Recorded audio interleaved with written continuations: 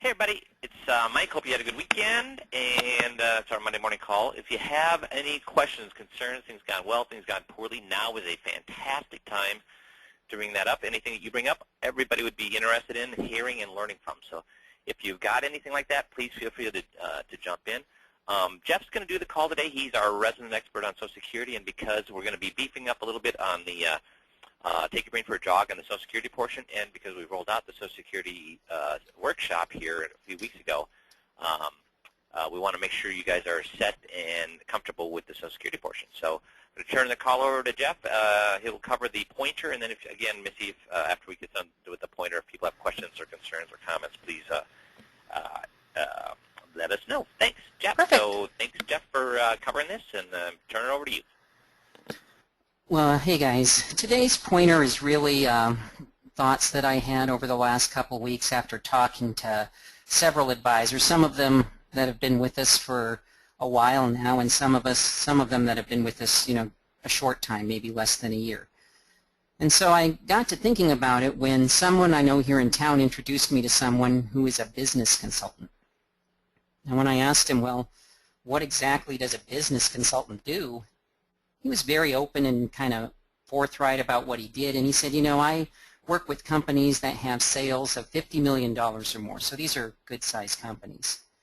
And he said, really what I do is very simple. I mean, I have a lot of processes, I have a lot of metrics, but basically what I do is this. I go in and I meet with the sales team, and I talk to them about who they're pitching to, and then I look at the people and I try and analyze who becomes a client and who doesn't. And what I find 100% of the time across the board is there's always a certain profile of people who end up becoming clients. But inevitably the sales team are chasing the wrong people. They're spending time, they're spending money and energy on people that really don't have a very high likelihood of buying. So I kind of get them turned around and focused on really focusing their marketing and their selling to the people who are likely to become clients. And when I was thinking about that, that's really true in our business. And we probably have a profile of people who are likely to become our clients, and so I started thinking, well, what kinds of things should be on our list? Well, some of them are obvious, like they have to have money. And when I say money, I mean good assets and good income, because if they don't have money, what's the point? Typically, in talking with the guys that we work with, typically the best clients tend to be married. So they're couples. That doesn't mean that we never work with anybody that's single or that they're disqualified if they come in and they're not married, but we tend to have more success with married couples. And then they have to be reasonable. Now, reasonable doesn't always mean nice and friendly. And how do we know if someone is reasonable? Well, we have the first meeting, the agreement meeting, where the first half hour we spend trying to figure out if the client is a good fit for us. In other words, do they have money?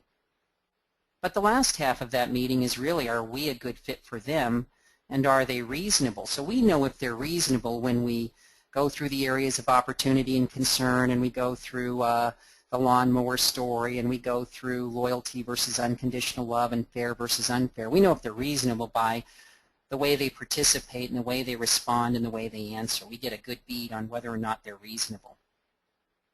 But the other thing is, typically the best clients, money isn't the most important thing. Now keep in mind they have money, and money's important, but they would say things like, family's more important, lifestyle's important, relationships, grandkids, those things are just as important, if not more important than money.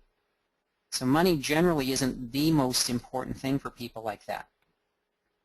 And then obviously they're in that age range that we work in, that kind of near retired or retired 55 to 70. And the thing that I was really struck by, and the thing that I was reminded by in talking to several advisors over the last couple of weeks, is that there's kind of a trap here in this profile. And the guys that have been with us for a year or more have kind of learned to avoid the trap. But guys that have been with us for less than a year almost always fall into the trap. And here's the trap. Advisors that are new would look at this list and say, yeah, that's a great list, but you need to add something to that list. And what they want to add is a pressing problem. See, they want them to have money, be married, be reasonable, money's not the most important thing, be retired, and be very unhappy with their tax bill, or be very unhappy with their rate of return, or not like their current advisor. They want to add some problem to the list. But think about it. People with money that are married and reasonable, for whom money really isn't the most important thing, they're retired and living the life and doing just fine, they're not going to have anything like that on their list. So really, it's our job to create the need and the desire to work with us. So how do we do that? How do we create that need and how do we create that desire? Well, I was talking to a guy that we've been working with now for 3 or more years, and he's getting to the point where he's starting to get a lot of referrals from CPAs and attorneys. And it wasn't always that way. He's had to work really hard and drip on them and make a lot of pitches. But all that stuff that he's been doing over the last several years are starting to pay off. And he's starting to see some of those people. And so he just finished closing a case with a couple that came from a CPA firm. And they were sitting there talking. They've been onboarded and they're clients, and he kind of asked them just out of curiosity, you know, I know you came from the CPAs, and what did they say when they recommended us? Well, they got kind of sheepish and they said, well, they didn't exactly recommend you. I mean, what they did is they gave us a list of 6 advisory firms and your name was one of the 6. And so I asked them, I mean, well, how many of the 6 did you talk to? And they said, well, we talked to all of them, but you know what? We knew right away we were going to work with you. I mean, it wasn't even a hard choice. It was obvious from the beginning that we were going to end up working with you. And the reason is you talked about all those things that no one else talks about, and you talked about the need to get them fixed. And you understood income retirement or retirement income better than anyone else that we talked to. And it was very obvious that when we walked into your office that it was very well organized and welcoming. And so we knew right off the bat that we were going to work with you. And you know, the great thing about these things, guys, is these are all things we help you with. So a well-organized and welcoming office, on the website we've got a WOW manual to show you how to build that kind of WOW office to the point where people, when they walk in, they just know that this is a well-organized and very welcoming office. So we help you with that. We coach you on how to talk about the things that no one else is talking about. Things like power of attorney and quality of life directive and titling and beneficiaries. And people notice that. It makes a difference to them. And then we help you when it comes to retirement income planning and to articulate that you're better than anyone else out there when it comes to that kind of planning. I mean, we give you tools like the SAIL calculator and ways to present income annuities and things like Social Security, something that we're going to talk about today. So we help you with those things, and they're all in your control. So we can't control what the markets are going to do today or tomorrow or this month or next year. But we can control whether or not our office is organized and welcoming, and we can control, you know, if we're talking about the things that no one else talks about, and we can control how good we are at articulating our knowledge of retirement income planning. And so as you roll into the fall, you know, focus on being good at articulating the areas of opportunity and concern, and the front half of that disclosure meeting where we talk about things like power of attorney and electronically filing the medical power of attorney and the titling and the beneficiaries, and be good at articulating your expertise in retirement income planning. And we're going to talk more about that today when it comes to Social Security. And make sure you're taking advantage of the WOW manual and have a WOW office. So make sure you're doing those things, because those things do matter and those things do bring people on. So at this point I'll just stop and see if there are any questions that have been typed in as we get ready to talk about Social Security. Any questions, Missy? No questions have come in, but again, if you do have a question, just type it in and I'll make sure that we get that answered for you. Well, let's talk about Social Security then. And again, if you have questions as we go, make sure you type them in, because I will stop and answer any questions that come in, and make sure that you're following along. And as I talk about Social Security today, I'm not really going to talk at all about the marketing. Mike did a call a couple weeks ago where he went through the pros and cons of the Social Security workshop. He went through the invite. He went through the Social Security seminar and the presentation slide by slide. And so if you have questions about that, or if you feel like you want to get up to speed on that or review that, just go to our website. It's recorded there, and you can go back and listen to that again or as often as you like to get up to speed on the marketing. What I'm really going to talk about today are really the mechanics of when somebody comes in, how do you show them how to get bigger benefit checks? And so I get asked a lot of questions when it comes to Social Security. So I'm working with somebody and prepping them to become an expert witness at a divorce trial on Social Security later this month. But I also work with people and talk to people who have a very, very basic understanding of Social Security, to the point where all they really know is you collect your full benefit at 66, and I think I heard somewhere that you could collect early beginning at age 62. So when I talk to advisors, I find that their understanding of Social Security is literally all over the map. So I thought what I would do today is just start from the very beginning. And my goal is to simplify some of the rules for claiming Social Security and kind of make sure that you can answer the questions when you get off this call today. Who can you help? How do you help them? And how much of a difference will it make? But I know when I talk to guys, sometimes, floating in the back of their mind, or the elephant in the room is, is all this Social Security planning worth it? I mean, I know it's worth it for the client because they're going to end up with bigger benefit checks. But what about me, the advisor? Is it worth it for me? Is Social Security know-how really an opportunity for me to add money and clients to my practice? Because the last thing I want to do is send somebody home with a way to get bigger Social Security checks and then not have them work with me. So is Social Security something that's going to be profitable to me and my practice? Well, I think the way to start by answering that is to say, or to acknowledge that, as advisors, it's crowded out there. I mean, there are a lot of advisors out there. And so we really need a way to stand out. People don't know how to choose one over another. They have no way by looking at us to know whether or not we're better, so we have to be different. We have to stand out. And how do we stand out? Well, we give you a lot of ways to stand out. We give you Take Your Brain for a Jog. That helps you to stand out. We talked earlier about the fact that we give you all these non-financial things that really do matter to people when you articulate them to stand out. Things that no one else is talking about, things like power of attorney, electronically filing the medical power of attorney, titling and beneficiaries. But we also give you financial tools to stand out, things like the sale plan, talking about annuities with income riders, and also Social Security. We're going to talk about Social Security. And here's the interesting thing about Social Security. It's probably the only topic that everyone would agree they need help with even before they met you or talked to you. So most people would sit at home and think, I think my legal documents are okay. They're done by a pretty good attorney. And I'm not really worried about my titling or beneficiaries. My advisor does a good job of making sure that those things get taken care of, and really not worried about income in retirement. We've talked about what I need, and I think my advisor has a plan for that. I think he's on top of that. But Social Security, no, I don't know anything about that.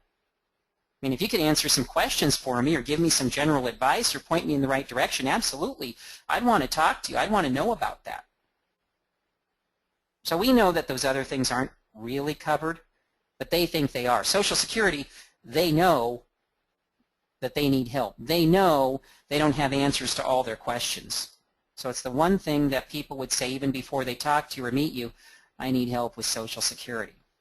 But again, is it profitable to our business? And what we'll find as we get through the call today is that Social Security planning can lead to tax planning, can lead to estate planning, and almost always leads to income planning. And the great thing again with Social Security is investment and income planning are just part of the package. They're woven so tightly together that they really don't come apart. They're kind of part of the package. So let's kind of dive in and ask the first question.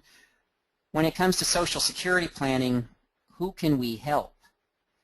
Well, it turns out that we can help anyone who's married or has ever been married. So we're not just talking about people that are married now, we're talking about people that are divorced or widowed.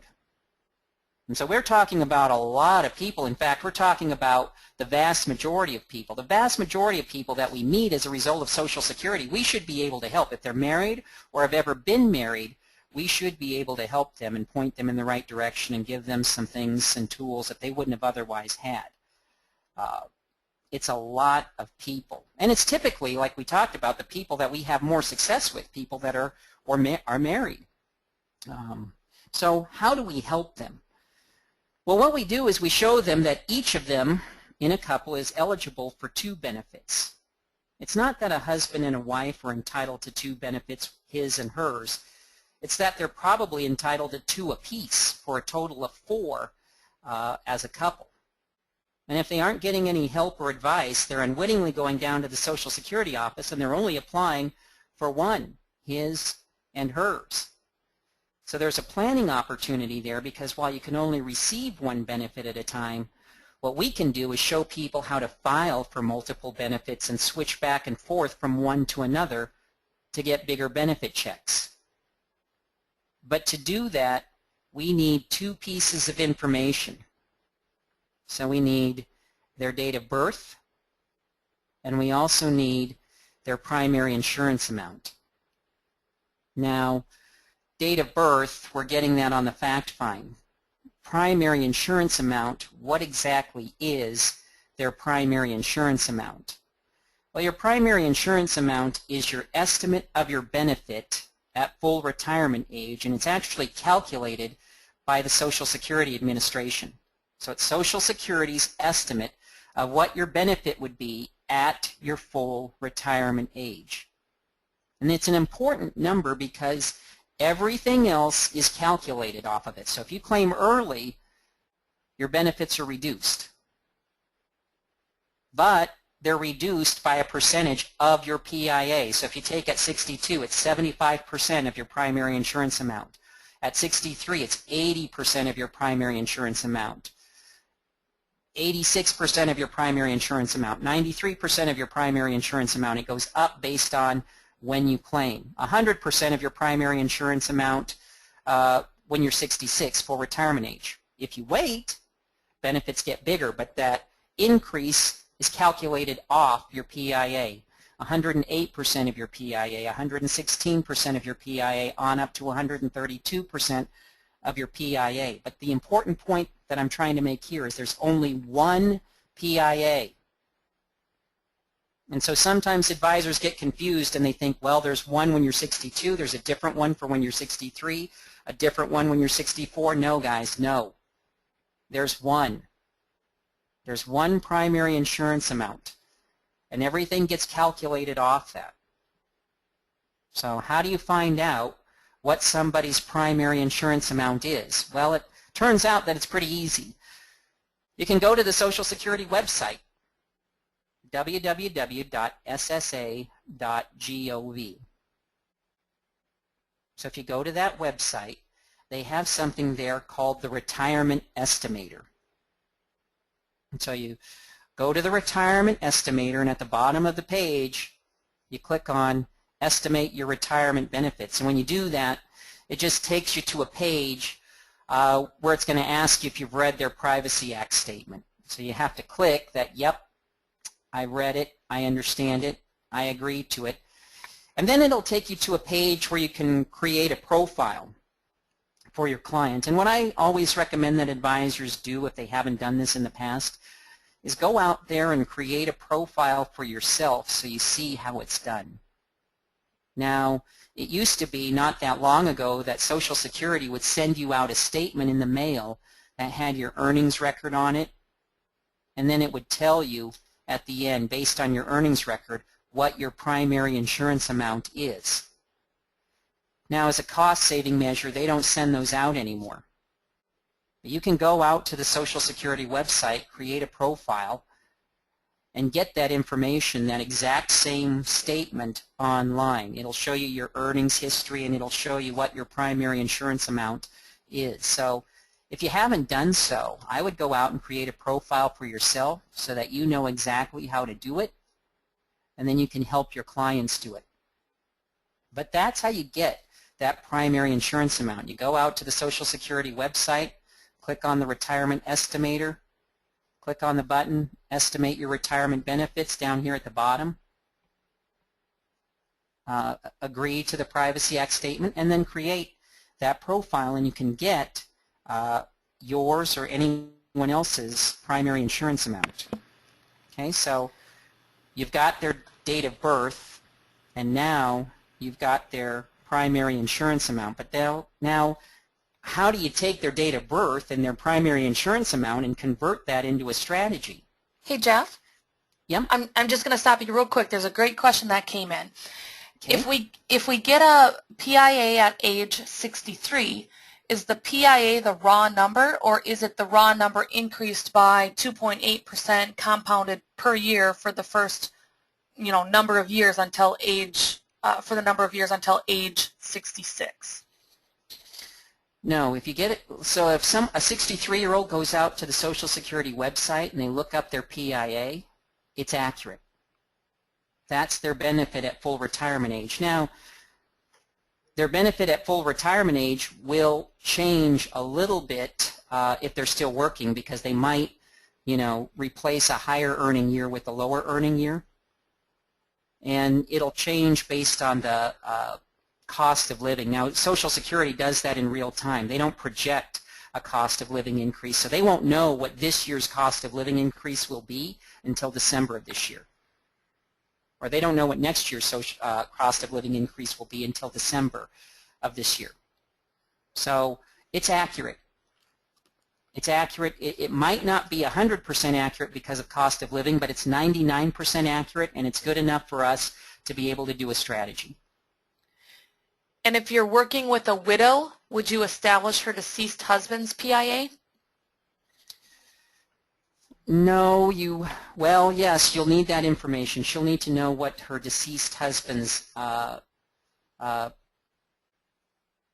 benefit would have been. Yep, absolutely. We'll talk about widows and divorced people maybe on a separate call, because the rules are slightly different. It depends on when he died. A lot will depend on when he died. When it comes to divorced people, a lot will depend on how long they were married and whether or not they remarried or when they remarried. So the rules for widows and divorced are a little bit different. The principles are the same. She's entitled to two benefits, her own and one off her husband's work record, and she can switch back and forth between them. But I don't want to muddy the waters too much with widows and divorced people today until we get a really good foundation for married people, because then it's just variations on a theme. And once we have a good grasp of the theme, the variations aren't so daunting. Any other questions? Nope, that's it for now. Thanks. So we've got the date of birth, we've got the primary insurance amount, but how do we turn that into a strategy? Well, I recommend that you go out and use a software program called Social Security Timing. So if you go out to Google and you type in the words Social Security Timing, this is what you get. This is the page that comes up. So you can go out to this website, socialsecuritytiming.com, and it'll walk you through how to sign up. And I think there's also a link on our website underneath the Social Security package that has the subscription information, and that link will take them right to the Social Security Timing as well. Right. So you can go to the website, or you can Google Social Security Timing, and it'll take you right there. It's only, I think it's what, Missy, $22 a month? Yeah, it's $21.95, I believe, or $21.99 a month, I believe. So it's cheap, and you can go month to month. Once you go out there and sign up, and you have their date of birth and their primary insurance amount, it's easy to create a strategy. So you're signed up, and to get on the website, you just have to put in your email and your password that you created when you signed up. Log on. And once you log on, it'll take you to a menu where you can add a client. So I've clicked on Add a New Client, and it took me to the New Client wizard. So here's what I need to know in order to create a strategy with date of birth and primary insurance amount. I just need to enter the client's name. I need to know his date of birth. It's going to ask me for their life expectancy, and I don't usually put one in. I just click on what's the average, and it'll populate it for you based on his date of birth. Okay? So name, date of birth, and life expectancy, which the software will just go ahead and figure that for you when you click on what's the average. Go to the next page. It's going to ask you what's his primary insurance amount. Now it says at the top what's the benefit age, and that's because different people have different full retirement ages, but the people that you're going to meet are probably 90% of them are going to have a retirement age at 66 years and 0 months. And then this what's the benefit amount, that's their primary insurance amount. All this is asking for is when's the last time you got that primary insurance amount. Is this a year or two old, or did you just get it off the website? Well, I just got it off the website, so this one's recent. But if it wasn't, I could just say, well, it's a year old or it's 2 years old. So all I've needed so far is their date of birth and their primary insurance amount. Now I just enter the wife's information, same thing, her name, her date of birth, her life expectancy, and then her primary insurance amount. So all I've needed is the date of birth and primary insurance amount for the husband and the wife, and all I've done is enter them into the Social Security timing software.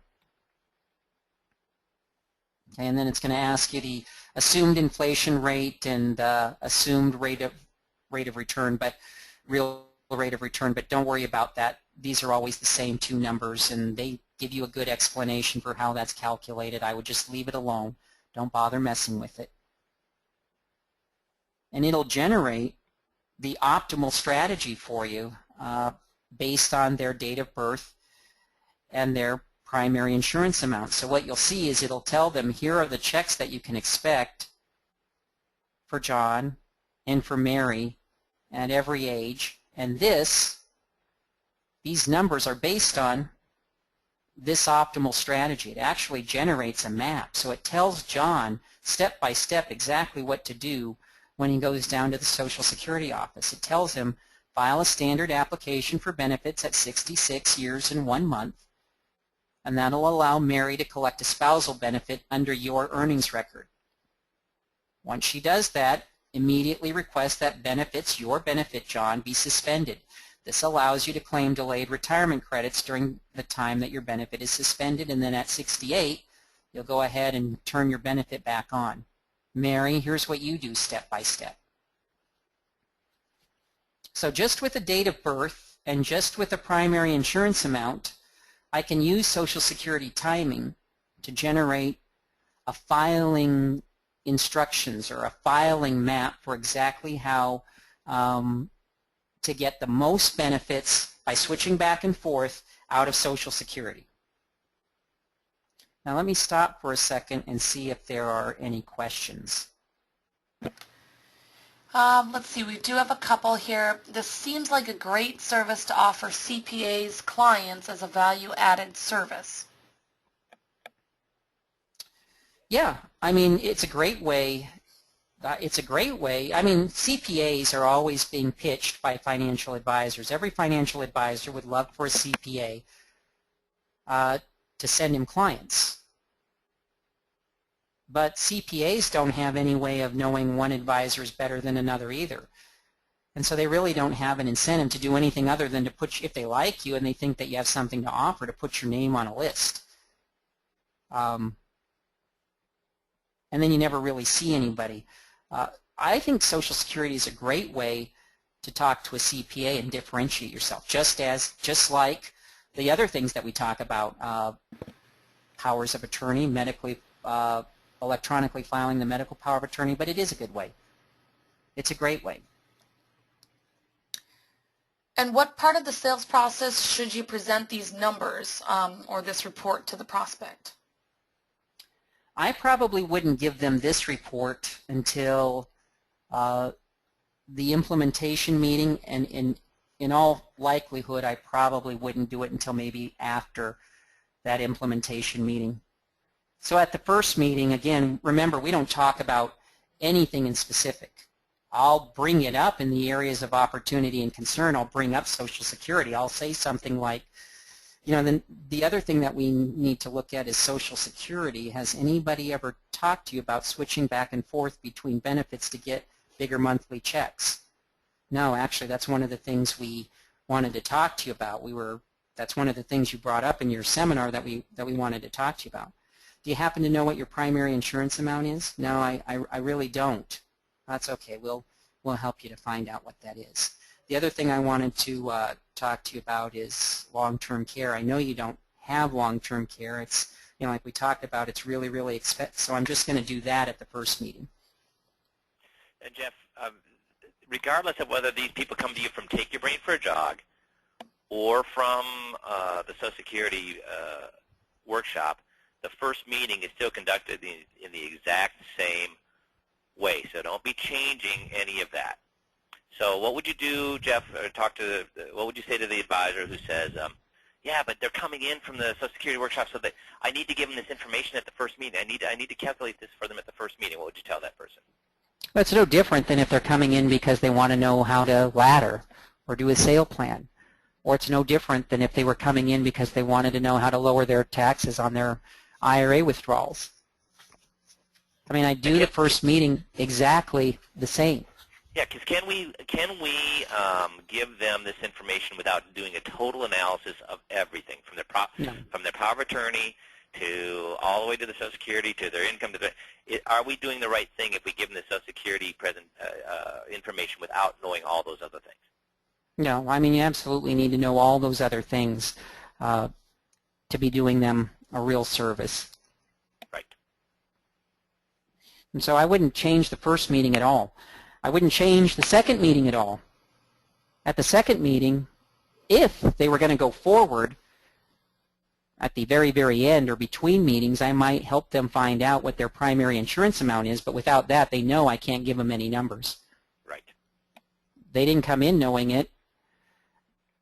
I still don't know it at the end of the second meeting, so the earliest that I could even think about presenting this would be at the third meeting, and you'll find that it dovetails nicely with income planning, so I might do it at the implementation meeting.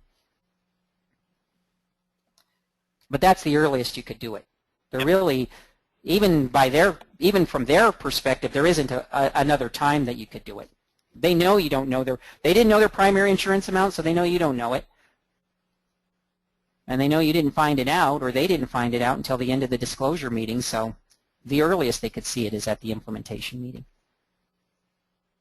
Perfect. I have a couple more questions. Can a husband, for instance, if he's still working at age 68, start his Social Security and stop and then take his wife's if she is age 63, assuming that she's already started her Social Security, and then flip back to take his own at age 70?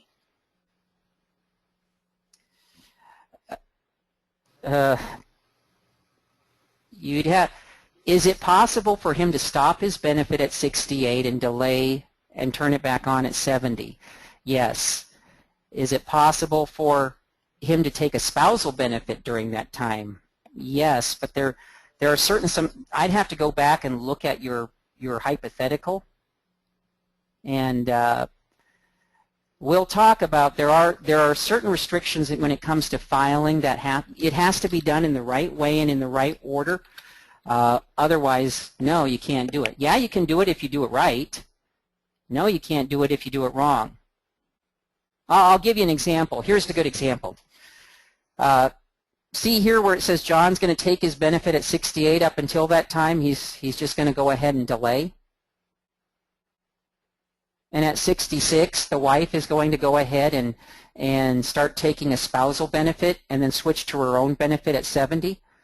So can they do that? Yeah, they can do that, but not if they do it wrong. Here's what I mean by wrong. John says, I'm going to wait to take till 68. Mary, you go down at 66 and file for a benefit off my work record. So Mary goes down to Social Security to file for a benefit off John's work record. And Social Security says, you can't do that. Well, why can't I do that? Well, because John hasn't filed first. See, Social Security timing knew that. It says, see, John, you got to go down at 66 and file first. And then Mary can file for that spousal benefit. And then you have to immediately suspend, otherwise you won't earn those delayed credits to 68. But if you don't do it that way, if you skip these first two steps and just wait till 68, well, then when she goes down to file at 66, they'll tell her, can't do it. So here's the great thing about Social Security timing. It will not let you make a mistake. So if you plug in your scenario you plug in that client into Social Security timing, it'll come up with the optimal strategy for you, and you won't have to worry about making any mistakes or getting the answers to those questions wrong. It dummy proofs it so that you can't make any mistakes, and that's why I like it, especially for people who are relatively new to Social Security. Cannot make a mistake with Social Security timing. If you have their date of birth and their primary insurance amount, it will come up with the optimal strategy, and it'll tell you how exactly, step by step, to implement the optimal strategy. Other questions? When someone has started taking benefits, can they change what's already been started with the and refile a strategy? Well, the answer to that question is no and yes. So no, if you've been taking for less than a year, you can go back to Social Security and start completely over. You can pay back the benefits you've received and start completely over. If you've been taking for more than a year, you cannot do that. Now, that doesn't mean that you can't use one of these strategies, because if you've been taking for more than a year, let's say you filed for Social Security benefits when you were 66, and at 68 you think, you know what, there are some better strategies out there. I can't go back in time, but what I can do is I can suspend my benefit right now. And in suspending my benefit, I might be able to increase my checks at age 70. So there are some things that you can do, but no, you can't start completely over. And again, that's another one of those variations on a theme that if you've got a particular case, meaning you've got a date of birth, you've got a client, and you've got a PIA, we can look at. So I'm going to stress that here. So the people we can give the most benefit to are people that have yet to file for Social Security, so that 59 to 63-year-old. However, even if they're older than that, even if they've already applied for Social Security, can we still help them? Yes. Yes. We can still help them, absolutely. And another question, is there a way to coordinate the Social Security income with income from other sources within the system and software that we offer? Yep, in fact, we're going to take a look at that here in just a second. And does the software allow entering different scenarios? Social Security timing does not allow entering different scenarios, no. There are software programs out there that do allow entering different scenarios, and you're going to see that I'm going to use one when we look at how it leads to tax planning, estate planning, and income planning, but I don't recommend it for anybody that hasn't worked with me for a little while and hasn't done some Social Security planning. I wouldn't do it for the first 3 or 4 cases, no. I would use something that's dummy proof. We'll talk about why here shortly. And going back, this is what I'd recommend for anybody who's never worked with Social Security before. This is what I would recommend for at least your first batch of clients. Until you've actually done this and had somebody implement it 3, 4, 5 times, this is what I would stick with. It's absolutely fast, it's easy, it's dummy proof. And then this question goes back to the husband and the wife flipping back and forth with the wife 63. So Mickey says the issue is that the wife is 63 even though she started her Social Security previously. So that might be more of a scenario one-on-one that needs to be addressed. But yeah. And what about the tax situation where the marginal tax rate is 85% for those continuing to work? Yeah, we're going to actually take a look at a tax situation. And seems that there would be it seems there would be an opportunity to point out the cost to not making the correct Social Security decision. Is this is there a step or scripts to incorporate with the disclosure meeting software? I don't know that I would do it. Well, I suppose you could do it at the disclosure meeting, but I probably wouldn't do it at the disclosure meeting. I would probably wait till the implementation meeting to show them these numbers and the difference that it could make. And that's I mean, keep in mind, to do anything at the disclosure meeting, go ahead, Jeff. You'd have to have numbers that you're not going to have, and if you had them, they'd expect to see something. I think you need to keep it simple. Yeah, well, keep it to divorce the current advisor. Yeah, that's exactly right. Because somebody who wants to do that is now jumping away from the purpose of the second meeting, the disclosure meeting. The disclosure meeting is for them to decide that their guy has character flaws, that he is missing things on purpose, that he's putting them in a bad position on purpose. That's the whole reason for the disclosure meeting. When I hear somebody ask, can we show them ways that they're missing this income, etc. We've now drifted away from the whole thing, which is to divorce them from their current advisor, and now moving to, if I show them all this information, they're going to want to work with me. If I show them how I can better their situation, they're going to want to work with me. No. This is to be used at the implementation meeting only. So you're drifting. Hey, if I can show them how many fees they're paying, Jeff, they're going to move to me. If I can show them how much Social Security they're missing, they're going to move to me. Guys, that is not the case. The purpose of the disclosure means the only way you're going to get them to move to you is if they want to leave their advisor. Showing them that they can get some extra money here from Social Security is not going to have them leave their advisor. They're going to say, thank you very much, and they're done. So this is only to be used at the implementation meeting. Yeah. It's not really a disclosure meeting tool. It's a marketing tool, and it's an implementation meeting tool. It's not a disclosure meeting tool. It's not going to make a lick of difference at the disclosure meeting. Okay. Do you want me to keep asking questions? I have a few more, but would you rather get through? Yeah, let's get to the end because we're perfect. Yeah. What kind of a difference can having a strategy make? Again, Social Security timing, it's fast, it's easy, you only need their date of birth and their primary insurance amount in it. Gives you a map for how to file for all your benefits in the best combination. This kind of planning can make a big difference. In fact, on average, it increases somebody's monthly benefit checks by 63%. And here's how that happens. If you look at the kind of couple that we're talking about, they could end up claiming early at age 62, and that's not all that uncommon. You're going to run into a lot of people who are going to want to take early. In fact, half of all retirees, half of all people that take Social Security actually end up claiming sometime before full retirement age or age 66.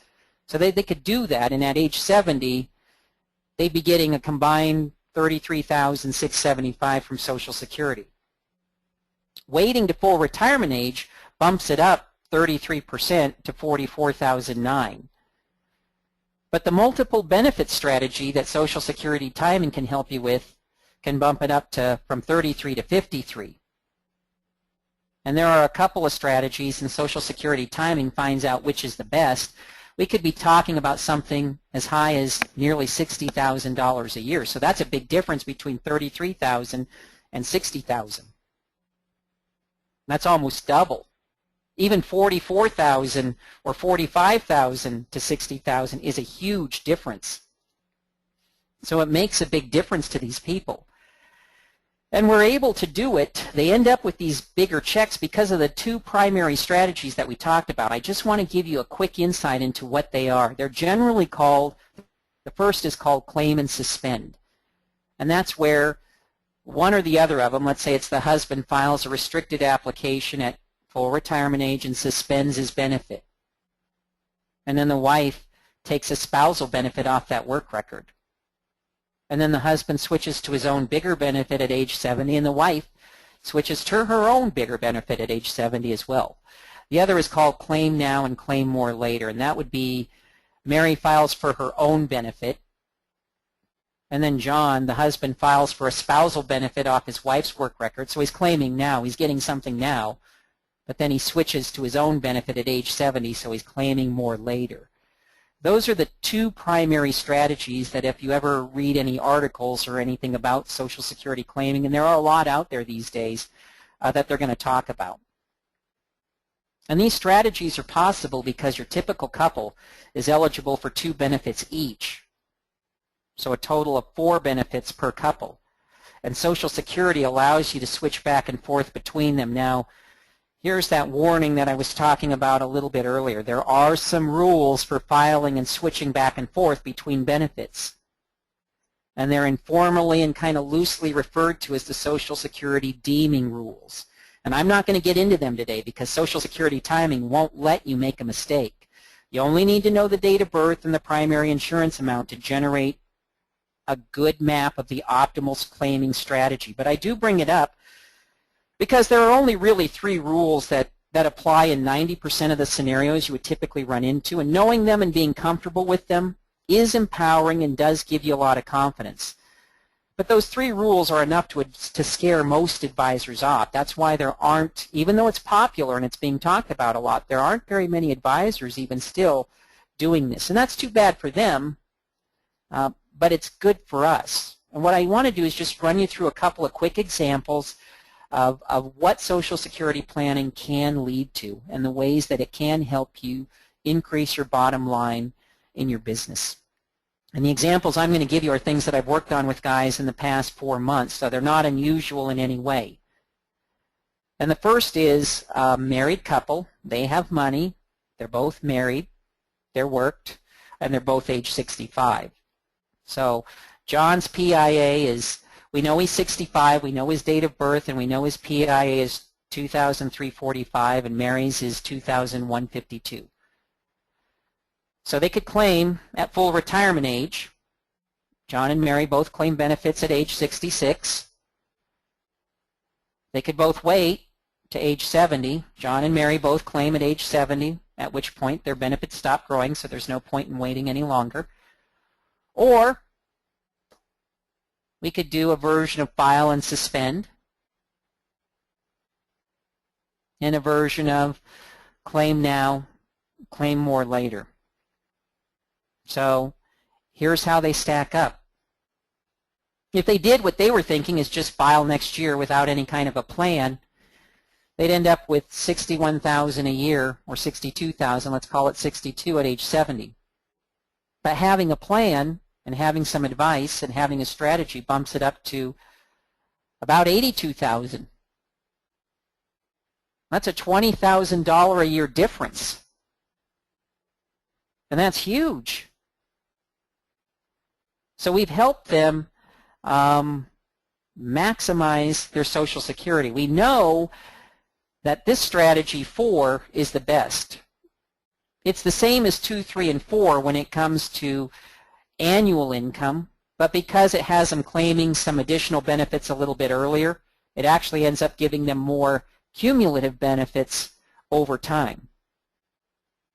But it's something that they wouldn't have known had they not come in and gotten an analysis from you. And the great thing is they can't get this anywhere else, and they still need you because they need this step-by-step instruction map for how to do that. You can't just go down and want to do it. You have to know exactly what to do, and that's what we help them with. Not only do we show them the best strategy, but they can't go down and implement it without you. They need that instruction map. But I also wanted you to notice a couple of other things. At age 70, their Social Security alone, let's call it $82,000, that income alone almost causes 85% of their Social Security benefits to be taxable. And that's because of the way provisional income is calculated. So provisional income is your taxable interest, your tax-exempt interest in lines 9 through 21 or 9 through 19 plus half of your Social Security added together. If that number is under $32,000, you don't have to pay any tax on your Social Security. If it's between $32,000 and $44,000, then you might have to pay tax on 50% of your Social Security. If it's over $44,000, you'll have to pay tax on 85% of your Social Security. 85% of your benefits are taxable. Now notice, 42,000, half is 41, so we're dangerously close to that $44,000 limit, which means they're going to need some tax planning help. Specifically, they're going to need some help deferring some of their other income. And guys, that's what we do. We have tools and strategies to help people defer income, still get the income, but defer it so that it isn't taxable. So it leads to a tax planning opportunity. But also notice what happens when somebody dies. I have somebody dying at age 85. Look how their Social Security drops from $93,000 to $56,000 if you took the least beneficial strategy, but from $123,000 to $74,000 if you took one of the multiple benefit strategy. That's a big drop. That's a $50,000 a year drop. And they're a lot better off with the strategy, but because it's such a big drop, we're talking about a $50,000 a year difference, could lead to a life insurance sale. Now here's the thing. Social Security doesn't always lead to tax planning. It doesn't always lead to a life insurance sale, but it does almost always lead to retirement income planning work, and here's why. On average, Social Security is 40% of someone's retirement income.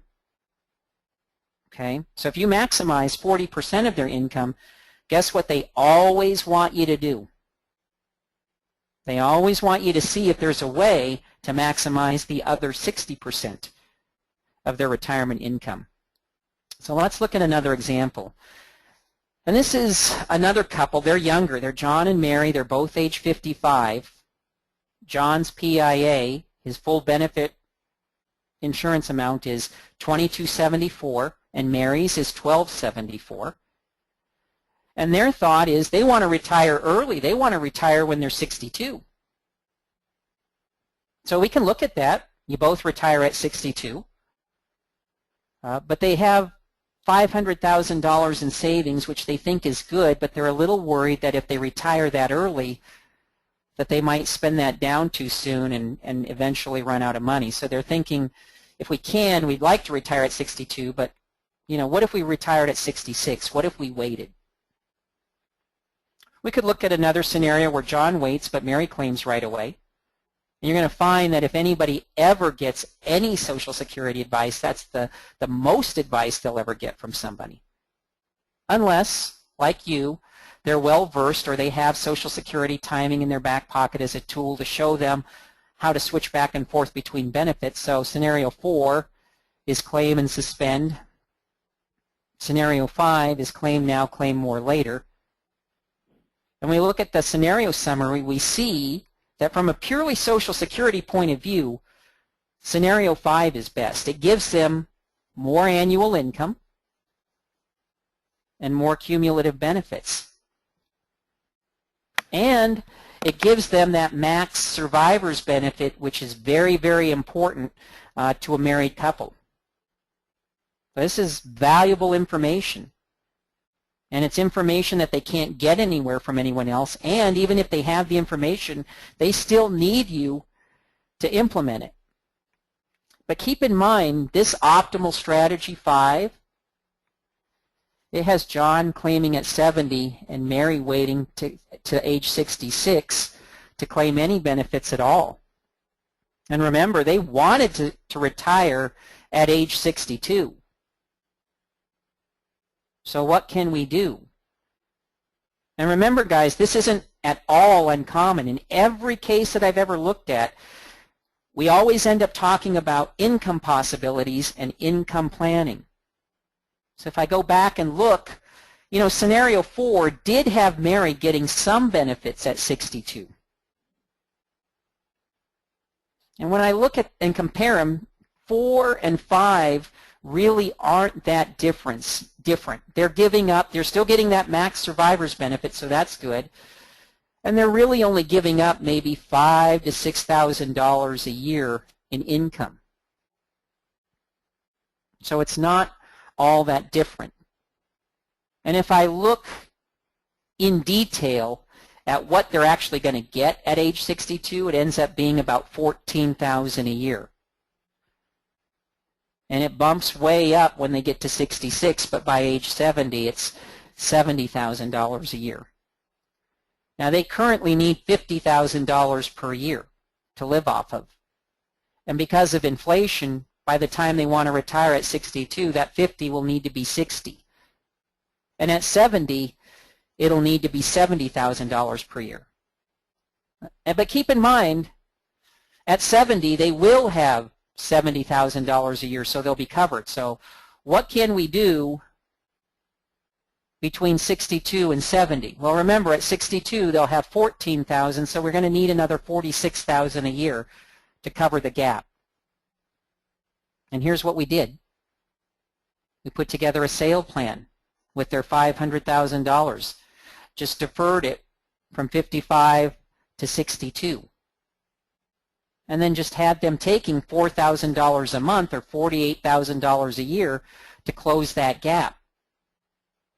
At the end of which time, they have more money than they started with, and they never need to touch their savings ever again.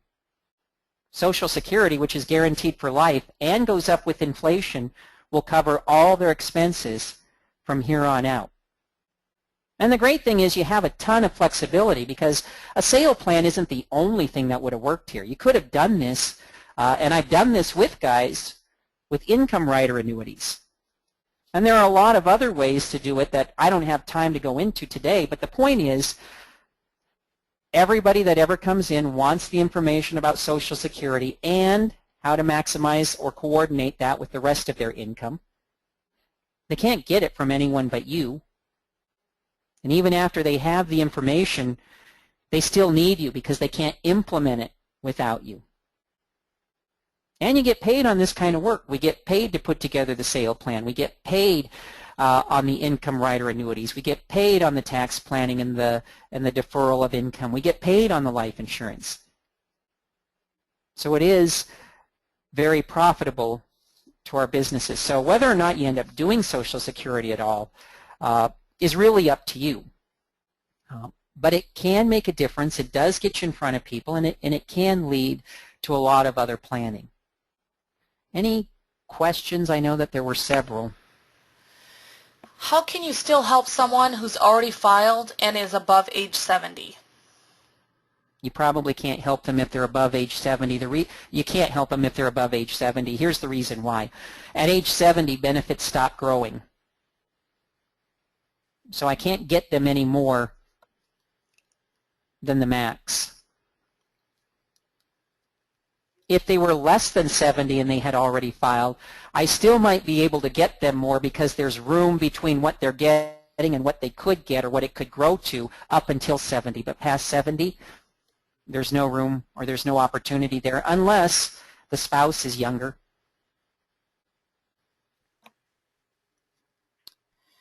And there's no explanation of worst combination on the Social Security timing report. How do you explain that to clients?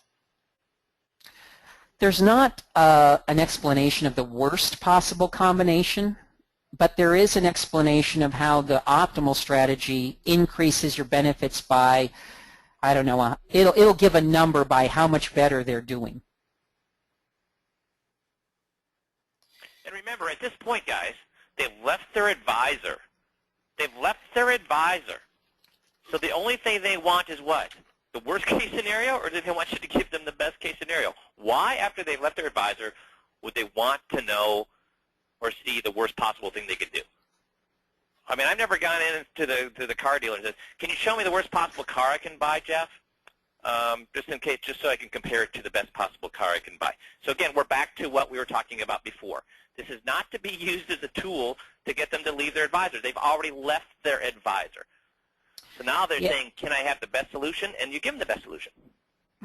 Yeah, and guys, that's guys that have been with us, that's the difference. If guys want to know what's the difference between the guys that you're working with that are making a ton of money and the guys that we're working with that aren't there yet, it's that the guys that we're working with that are making the ton of money know, stick to the plan.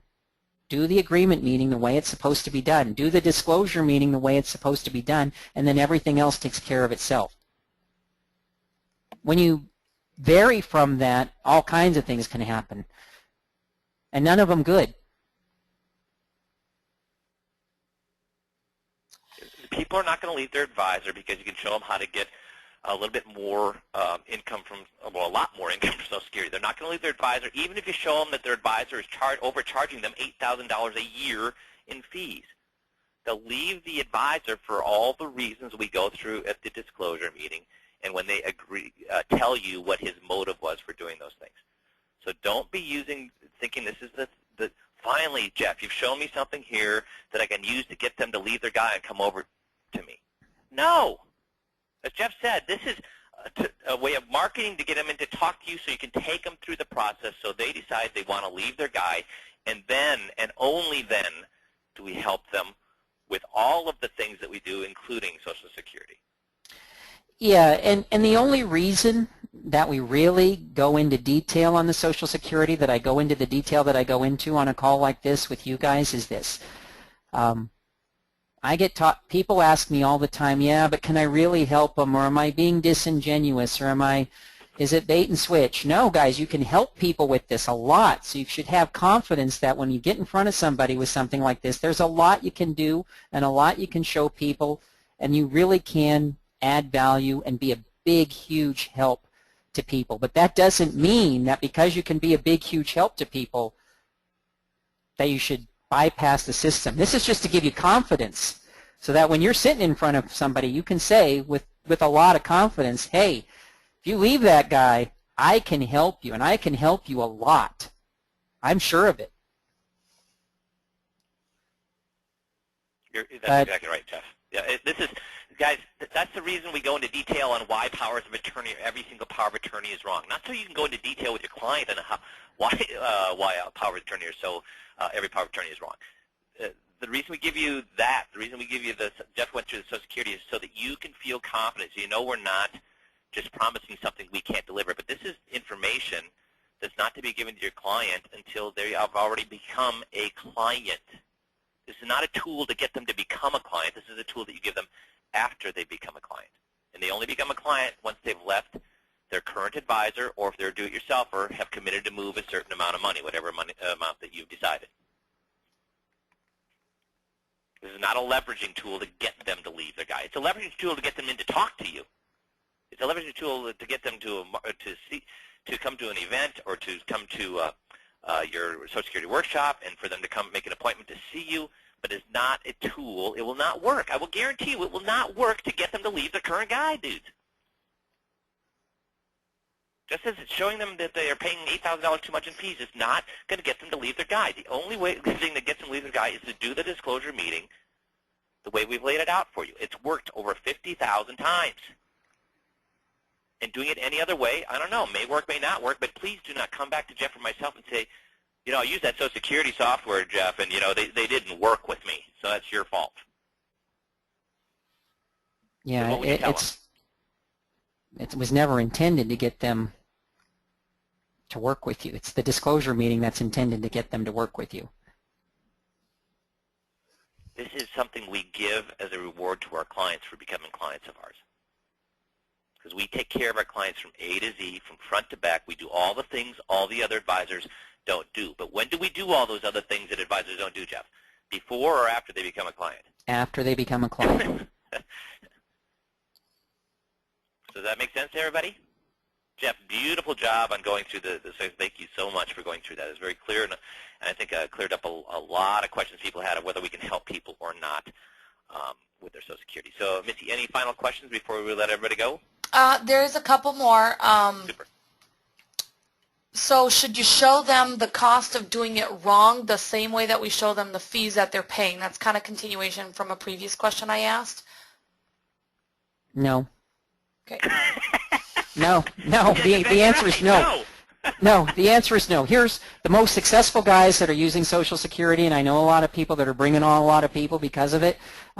Don't talk about any numbers until the disclosure meeting. And they make, or I'm sorry, until the implementation meeting. And they make a point of not even having the numbers to be able to do any kind of an analysis until the end of the disclosure meeting after they've said, I'm really unhappy with my guy. I don't want to work with him anymore. But Jeff, isn't that bait and switch? Because you said you were going to help them at the event with their Social Security. The thing, Okay. we are, that's, and I guess, we say it's part art and part science because the guys that are doing this and having a lot of success with it, clients are not coming back and saying, hey, when are we going to talk about Social Security? They want everything fixed. They want everything fixed, including that. And guys, but they know that that's going to be addressed. And you cannot give, as Jeff pointed out, he did a fantastic job of pointing out, Social Security is only 40% of their income. 60% comes from other sources. So we're doing malpractice. If we just throw out these Social Security numbers, help them with that, and don't look at their power of attorney, which will still be wrong. Don't help them with their beneficiaries, which will still be wrong. Don't help them with umbrella liability. I mean, every single thing else we do. Are we really helping them, or is that malpractice? That's malpractice. All of this stuff connects together. You cannot help them with their Social Security until they're willing to allow you to help them with everything. And you do not get pushback when you use the first meeting and the second meeting as we lay it out. As Jeff points out, there's a lot of guys making a lot of money doing this, and they don't get that pushback.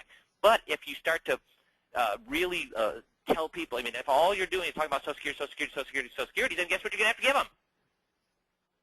But where in the first meeting, or how much time at the first meeting do we talk about Social Security? As Jeff said, we mention it as one of the many other things that we do. And if they push back, you just say simply, folks, your power of attorney is connected to your Social Security. Your investments are connected to your Social Security. Your beneficiaries are connected to your Social Security. Everything's connected to your Social Security. I will not help you with one thing and not help you with all of the others. If I do that, I am performing malpractice. Because I could make a suggestion on your Social Security without knowing anything else that could cause you grave harm.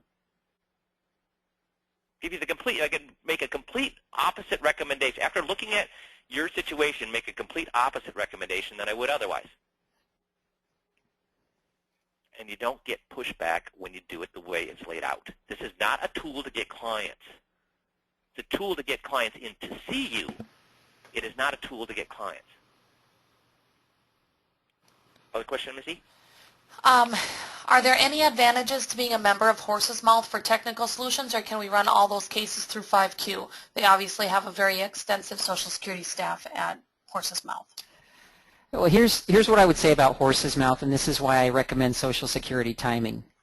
Social Security timing, it's dummy proof. You cannot make a mistake. So what I find is when I look at the landscape of software that's out there, there are two kinds of software and not hardly anything in between. The one kind of software is point and shoot, Social Security timing. You enter their date of birth, their PIA. It comes up with the optimal strategy. You cannot make a mistake. You're good to go. With Horse's Mouth, what Horse's Mouth was designed to do is give you more flexibility than that, to be able to compare options. But in order to give you that flexibility, guess what they had to do? Take out some of the dummy-proof features. So you can make some mistakes with Horse's Mouth. You can make some big mistakes with Horse's Mouth. So until you know and you're comfortable with the deeming rules, I wouldn't use it. And it costs you how much more? Oh, well, it's probably $600 a year. And you have to pay for a full year. You can't go month to month. So it costs you 3 times as much for the ability to possibly make mistakes. And it gives you what kind of advantages again? If you want to spend hours and hours and hours figuring out all the different scenarios they can do, then it's fantastic. And then we could spend hours and hours and hours and figuring out all the different things we could do for powers of attorney. We could spend hours and hours and hours doing everything. And then we've taken a system and taken it from being a system into what, guys? How long does it take to cook a hamburger at McDonald's? We're not trying to be the filet mignon of all the advisors out there. The reason we're able to do all of the things that we're able to do for clients, guys, look at what we do for clients. We do all the things that wealth managers do for clients who have 10, 20, 30, or $40 million with them. Look at all the things that we do. We do all the things that wealth managers do for their clients, and we do it for people who only have $500,000 or $1 million to invest with us. The reason we're able to do it is because we do it quickly and efficiently. But when advisors want to really start delving into Morningstar and coming up with a dozen other ways to use Morningstar instead of the ways that we give it, and Jeff, could you use a dozen different other ways in Morningstar other than the ways that we use it? All the other things we could show them. Yeah, we really only scratch the surface with Morningstar. So we could spend, but they want to spend hours in Morningstar, and they want to spend hours on the Social Security software. All of a sudden, they've gone from being somebody who wants to help as many people as possible to somebody who likes to spend a lot of time in their office doing what? Just looking at software. Guys, you're providing the best solution possible. When I go to a doctor, do I say, show me the worst possible thing you could do to me and the best possible? Is that what I do? What do I tell? Ask him. When I go to the car dealer, do I ask him for the worst car and the best car? When I go to the realtor, do I say, show me the worst house and the best house? What do I go to my professionals for? I want the best solution. I want it now. And I want the least amount of decisions possible. Guys that want to delve into all this other stuff, they're software crazy. They're calculation crazy. They're analyzing crazy. And they love dealing with the software. Why? Because it's easier than dealing with clients. But guess what software doesn't do? At the end of the month, what is software not giving you guys? Any money. And you've done a disservice because you've not helped anybody except, guys, don't get caught in all of the different things you can do with the software. It's not about that. It's about helping people in the quickest, easiest manner possible. Yeah, in my experience, whether it's Social Security or fees or whatever it is, guys try and sell off an illustration. And if there's anything that we've learned over the years and all the people that we've worked with over the years is that illustrations don't sell. Only you and your conversations and helping the client make their own decisions get someone to move. Illustrations don't get anyone to move. So don't worry about getting the best illustration out there. I will tell you that the guys that are making $1 million a year don't use illustrations. They use a yellow pad. Now, it's a hard thing to do, so until you can do that, use the software. But you need to get to a point where you don't need, you can't prove, it's impossible to prove to people that they need to leave. The only way you get them to decide to leave is when they make their own decision they need to leave by having, as Jeff pointed out, conversations with them. This is about communication, not proof. And when I hear all these things about this you're missing the point. You're thinking that software can prove to them they need to work with you. You need to have a conversation with them where they decide I need to move to you because I do not like my other guy. Not because I don't like the fees I'm paying, not because I want to get some more on Social Security. I'm leaving him because I need to leave my other guy. I do not trust him anymore. At that point, all I want to know is show me the best way to do this. Other questions, Missy? Can this be used as part of the income module in Clients IQ? Yeah, absolutely. Other questions, Missy? Is interest high for prospects to attend workshops and seminars? I'm assuming about this topic. Again, we've done it 3 times, and it was high for those 3 times. If you watch as Jeff pointed out earlier, we did a whole hour on that with the advantages and disadvantages. Right now, For the last year, all I've heard from guys is the biggest thing that people are worried about or interested at the Take Your Brain for a Jog is the Social Security. So that's why we created a Social Security workshop. We've done it 3 times with 3 different guys, and they've had fantastic success with it. 3 guys does not mean 100 guys. It doesn't mean 1,000 tries. It means 3 times. So we'll see as people continue to try this. But you can base it on your own experience with Take Your Brain for a Jog. What were they most interested in? Everybody has told me that people perk up when you start talking about Social Security. And that's why, guys, look for your Take Your Brain for a Jog. We will be adding a couple additional slides in your Take Your Brain for a Jog with more Social Security information, because that seems to be the hot button with people right now. And, guys, here's the thing. It has scarcity. It has a time component. As Jeff pointed out, with the Take Your Brain for a Jog, these are people that already have money. They already have advisors. They're already doing okay. So what is the rush for them to make any changes? There is no rush. That's the magic of our disclosure meeting, in that we can take somebody who's not in a rush and all of a sudden make them get into a rush. The advantage of the Social Security is there is a built-in time component in that they know they have to make this decision sooner rather than later. So it does give you, it puts the wind at your back in getting them in to see you and getting them interest, because they know they need to make a decision, and everybody's confused. Heck, advisors are confused. So if advisors are confused, then you know the clients are confused. So there is a time component there, which puts the wind at your back when it comes to marketing and getting them to come in to see you. Another question, Missy? Last question. At the presentation, can we say Social Security is an example of what we do for our clients? Absolutely. Absolutely, you can. That's a good thing to say. Oh, and I apologize. I did miss one more. Where is that spreadsheet coming from? Did I ask that? I don't think so. That spreadsheet that you were showing, Jeff, where is that actually coming from? That's generated off of Horse's Mouth, but I would use Social Security timing. Social Security timing won't give you a spreadsheet, but what it will do is give you a layout of the optimal solution and what you can expect in benefits each month from the optimal solution, and at every age, and a step-by-step map for how to go about filing for that. That's it. That's all the questions. So Jeff, if they have other questions or they have a case, they can call you and walk through. Yeah, absolutely. I mean, that's what we're here to do. Yep. That's what we so do. Guys, Jeff, thank you very much. I think you did a fantastic job of covering this. I greatly appreciate it. And guys, it's been out there for 5 years. This has been out there for 5 years, and how many advisors are really leveraging this?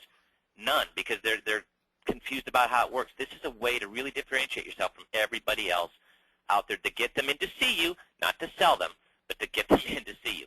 And then you let the 5Q process sell them. So thanks everybody for being on the call. This is your ticket for a huge fall, income-wise and helping people-wise. So let's get on board. Let's get this software purchased, and let's get your events scheduled. And if you got questions, pick up the phone and call us. That's why we're here. Thanks everybody. Have a great day.